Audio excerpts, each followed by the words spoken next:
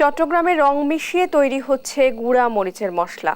পচা ও সাদা মরিচের সাথে রং মিশিয়ে মশলা তৈরির অভিযোগে একটি কারখানা সিলগালা ও আরেক কারখানাকে ৩ লাখ টাকা জরিমানা করেছে ভোক্তা অধিকার সংরক্ষণ অধিদপ্তর।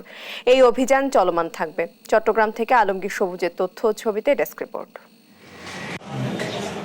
আমদানি করা সাদা ও পচা মরিচ কারখানায় গুঁড়ো করে লাল রং মিশিয়ে বাজারজাত করা হয়। চট্টগ্রামের খাতুনগঞ্জে ভোক্তা অধিকার সংরক্ষণ অধিদপ্তরের অভিযানে উঠে আসে এমন চিত্র। দেখা যায় বস্তায় বস্তায় মজুত করা পচা ও পোকায় খাওয়া সাদা মরিচ গুঁড়ো করার পর সেখানে মেশানো হয় লাল রং।